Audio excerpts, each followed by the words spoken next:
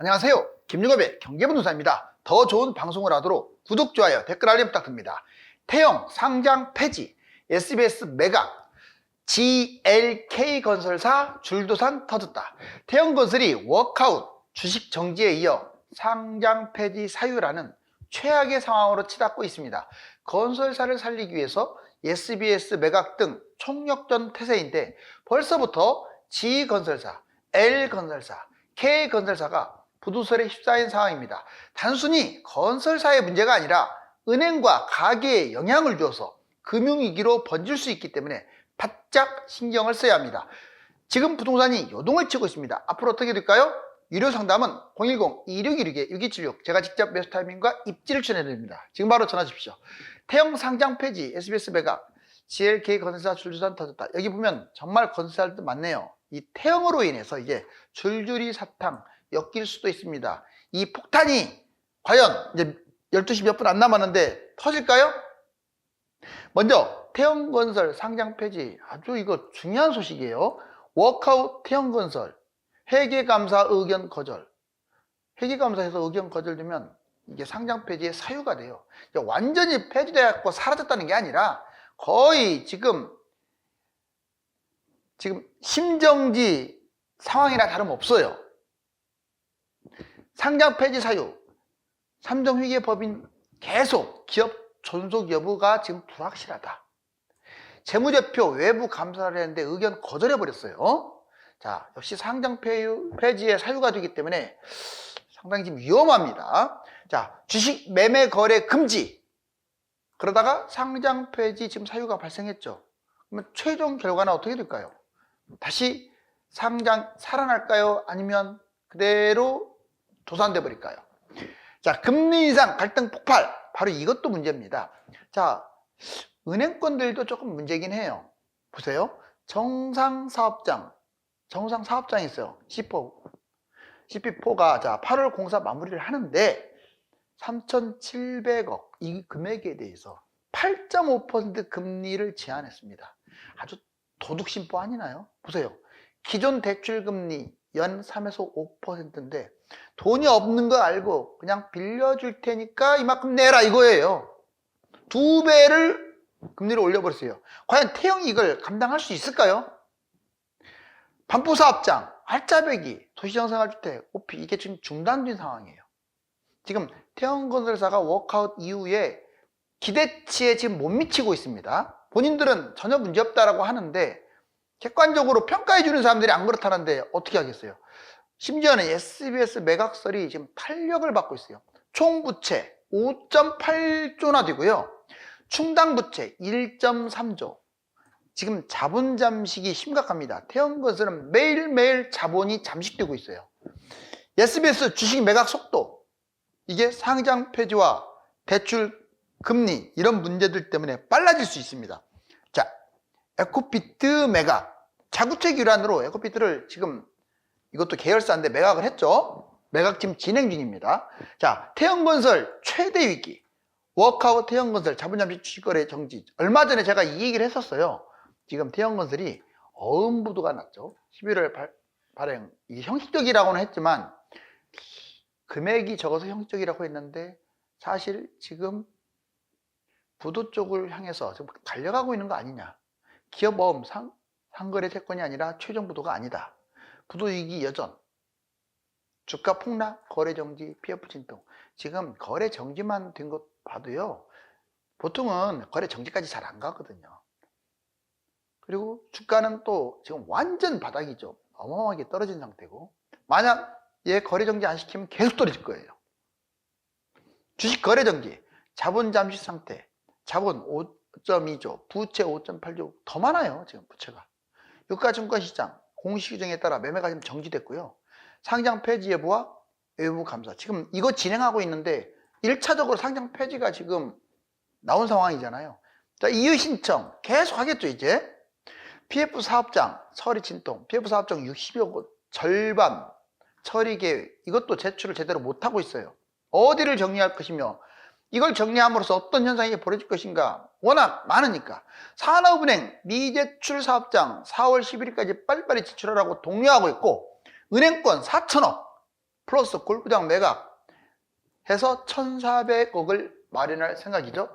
근데 지금 이게 몇천억 단위가 지금 문제가 아니에요. 여기 보면은 전반적으로 좀 태형건설이 잘 됐으면 좋겠는데, 자, 여기 도표를 보시면 여러분들이 어떤 건설사가 위험한지를 알 수 있어요. 이거는 위로 올라갈수록 PF 위험이고요. 자, 오른쪽으로 갈수록 분양 위험인데, 두 개 다 높으면 아주 위험한 거고, 하나라도 높아도 심각하죠. 먼저 PF 위험한 것들, 롯데, 태형, 코오롱, 현대산업개발, 동부, 이게 지금 다 나와 있죠. 여기에 태형은 지금 PF도 위험한데, 오른쪽으로 갈수록 분양이 위험하고, 높을수록 PF가 위험한데, 분양도 위험한 쪽에 가까워요. 코오롱건설도 마찬가지고. 그리고 이제 그 밑에 건설사들도 많죠.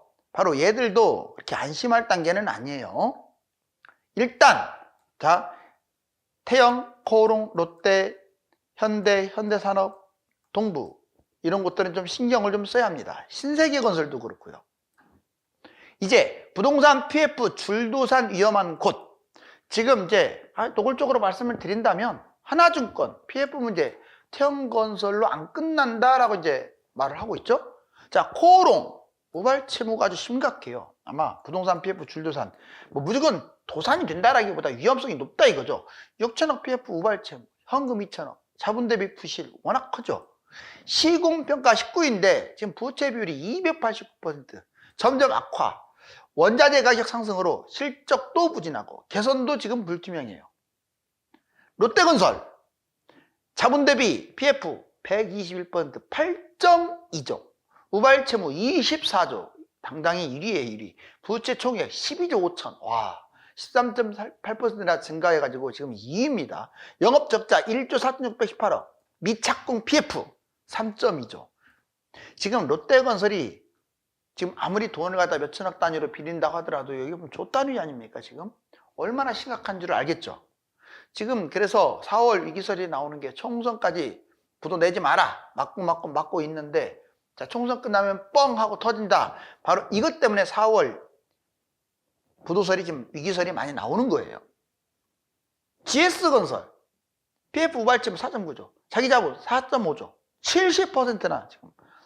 순차입금 2.6조, 부채비율 250.3%, 플러스 33.9%, 매출 3.3조, 마이너스 14.4%, 와, 이익 372억, 마이너스 66.8%.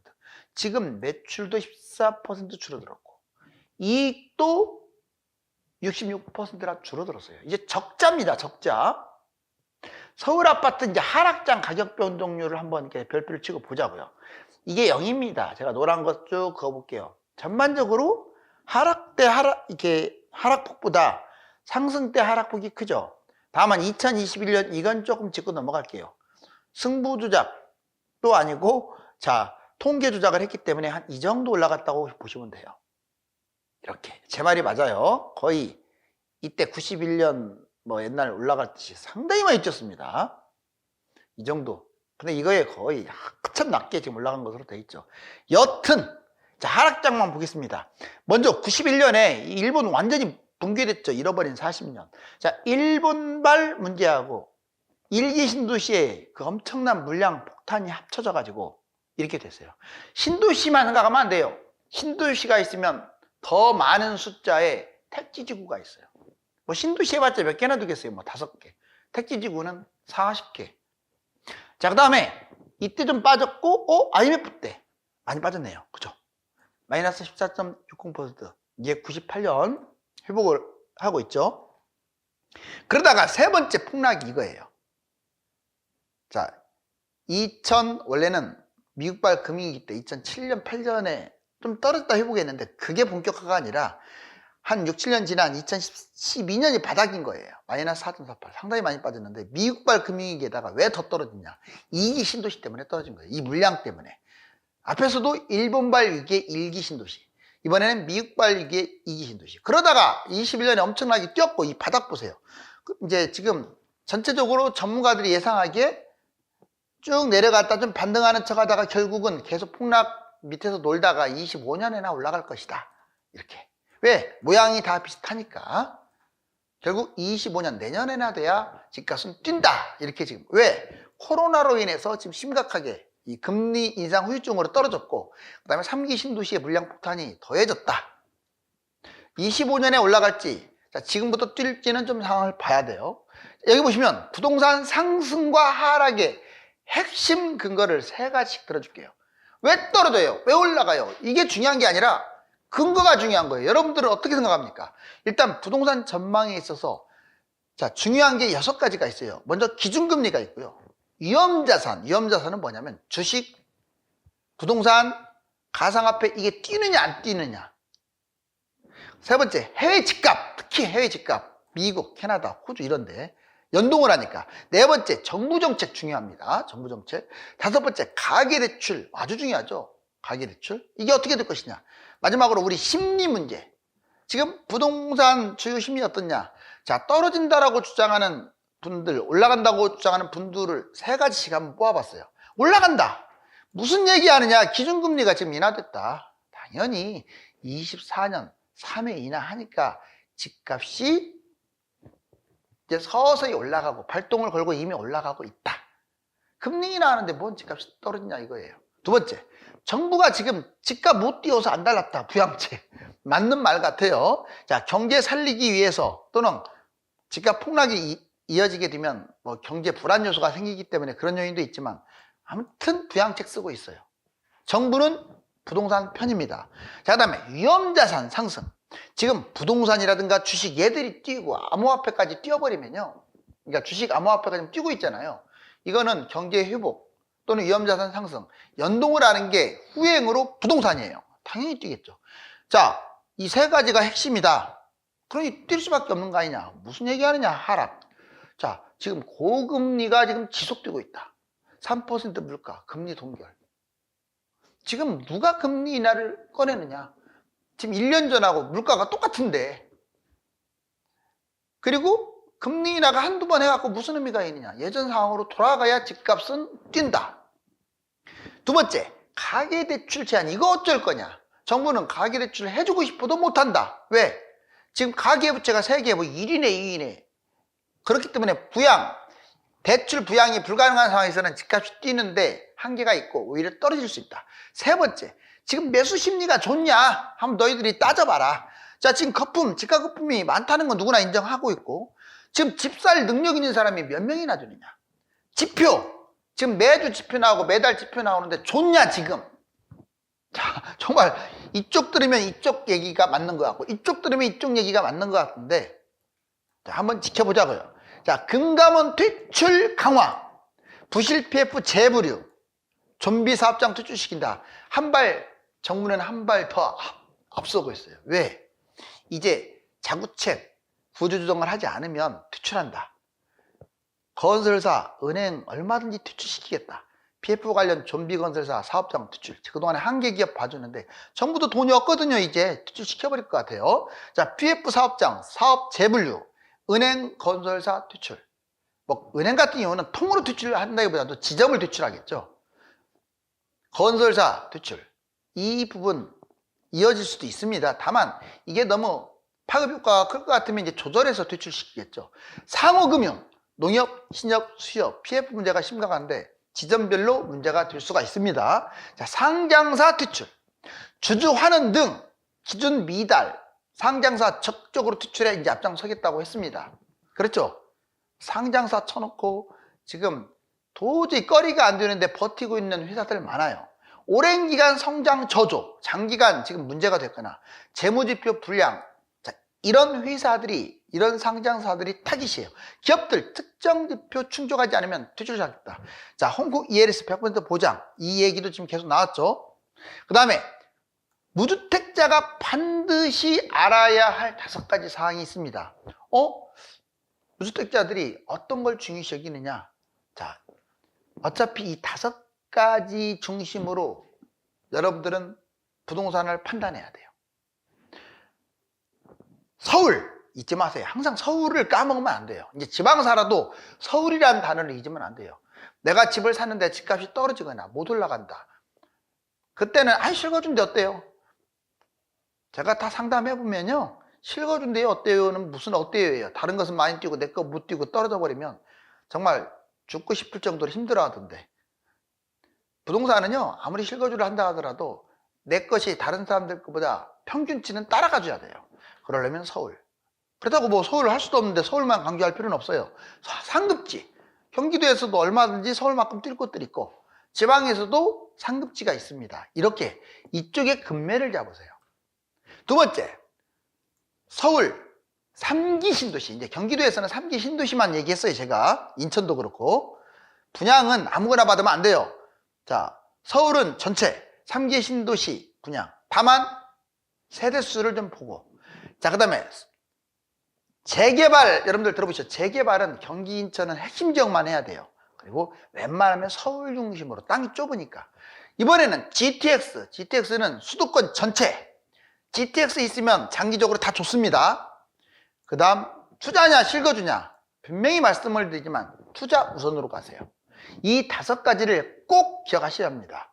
자, 부동산 바닥장.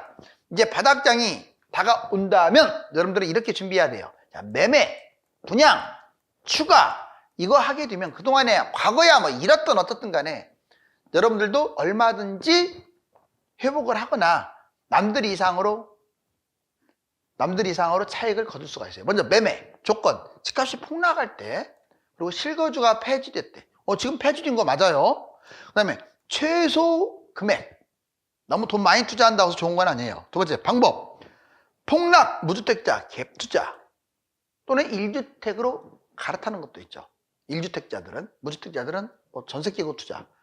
웬만하면 서울이나 상급지, 그리고 대단지를 잡아야 돼요. 부동산에서 제일 중요한 게 세대수예요. 입지가 제일 중요하다? 그렇죠. 당연히 입지도 중요하죠. 그런데 입지는 기본이고 세대수 200세대 미만은 꽝이라고 보시면 돼요. 꽝. 자, 그 다음에 호재가 많은 지역. 분양도 신경을 써야죠. 조건, 분양권, 미분양을 싸잡아서 제가 분양이라고 할게요. 자, 프리미엄을 받고 전매. 근데 이거 잘못 잡으면, 특히 미분양 같은 거 잘못 잡으면 마이너스 프리미엄으로 손해볼 수 있어요. 자, 프리미엄 받고 팔기. 이건 주택수로 들어가지도 않아요. 자, 갭 투자를 또 입주할 때 갭 투자를 한다든가 본인이 실거주를 한다든가. 주로 좋은 곳은 어디냐? 서울은 전체, 특별히 엄청나게 비싼 고분양이나 아니면 세대수가 적은 곳을 제외하고는 다 좋아요. 3기 신도시나 택지지구는 분양가 상한제를 적용받아서 거의 좋다고 보면 돼요. 그리고 지방의 유망지역. 그 다음에 추가 나는 지금 매매도 갈아타거나 하나 했어. 또 돈이 남아서 좋은 곳 분양권을 잡았어. 아주 좋은 전략이에요. 그러면 이제 자녀들이 있을 수 있고 또 추가로 뭐 일시적 2주택으로 활용할 수도 있는데, 여기 보세요. 주택에서 제외되는 것도 있죠. 이제 그걸 활용한다든가 또는 일시적 2주택을 한다든가 또는 자녀 명의. 자, 갭 투자, 분양 후 똑같이 추가 매입. 그러니까 일시적 2주택으로 해서 갭 투자를 하나 더 잡거나 아니면 분양을 하나 잡거나. 서울이나 상급지 1+1, 즉 가지고 있는 거 하나, 분양권, 미분양 하나, 또는 1+2, 분양권, 미분양을 2개 잡는 방법. 2+1, 본인이 갖고 있는 거 2개를 잡고 미분양을 이제 분양권, 미분양을 하나 잡는 거. 자, 또는 2+2. 왜? 자녀 이름으로도 잡을 수가 있으니까. 그리고 이거 한 가지는 명심하세요. 이제는 제가 아파트를 그동안에 무지막지하게 몰아붙였잖아요. 아파트 위주로 하라고. 자, 이제 서울 같은 경우는 당연히 아파트 좋은데 이제 재개발이 생각보다 엄청나게 탄력을 받거든요. 또 땅도 좁아요. 나중에 10년 후에는 재개발할 것도 많지가 않아요.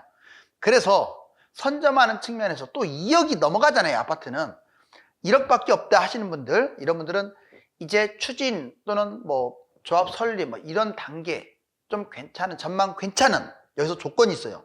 전망 괜찮은 곳에 이제 빌라 이런 부분에도 관심을 가지셔야 돼요. 지금 태형건설 빨간불이 켜졌고 지금 돌아가라고 이렇게 표시가 나와 있을 정도로 위험하네요. 정부의 부동산 완화책 훈풍이 불고 있는 가운데 아직도 건설사발 PF 태풍은 끝나지 않았습니다. 지금부터가 중요합니다. 감사합니다.